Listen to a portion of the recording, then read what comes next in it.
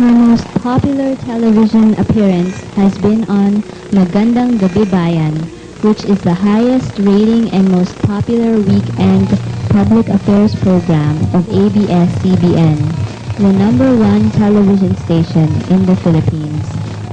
Magandang Gabi Bayan is like the U.S. television shows of 60 Minutes and Dateline.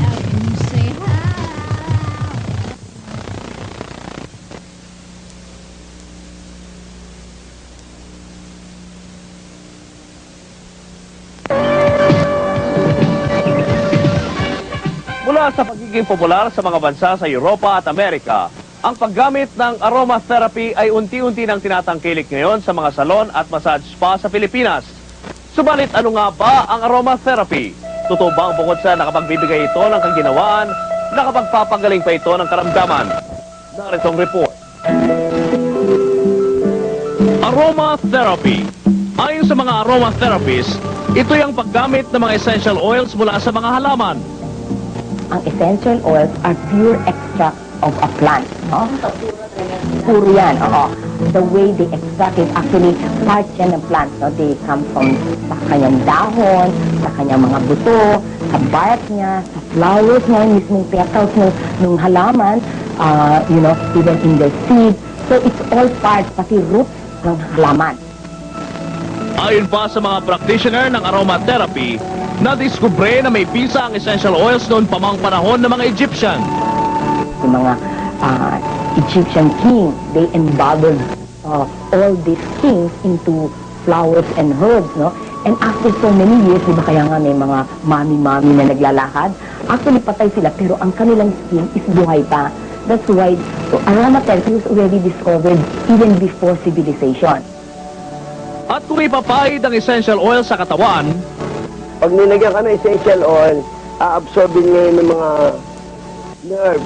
Pupunta ngayon sa brain para i-relax yung brain. Yung mga tension, stress, depression, nawawala. Kung kaya't marami ng massage spa at salon ang gumagamit ng aromatherapy sa kanilang mga serbisyo. Instead of using some other oils, which is before, nung bago kami nag-umpisa ng spa dito, maraming taong gumagamit ng mineral oil. And that's what they use, no? But now, people are, na-educate na ngayon sila na mineral oil doesn't do anything to your body, no? So, ngayon, that's when the aromatherapy comes in. Gumagamit sila ng 4 na paraan para maipasok ang essential oil sa loob ng katawan. Ang unang paraan is through inhalation, no? Bibigyan namin sila ng bowl na may mainit na tubig, tapos lalagyan nyo ng mga 5 patak ng oil na gusto nila. Tapos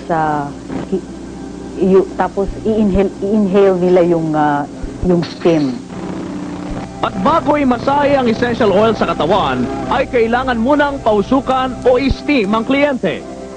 It's very therapeutic. It opens your pores, ready for a good massage. It removes the toxicity in the body, and it prepares your blood circulation.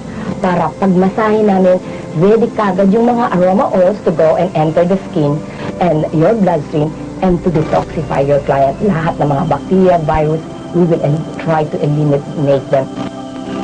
At depende rin sa nararamdaman ng kliyente ang pinapahid sa kanilang essential oils.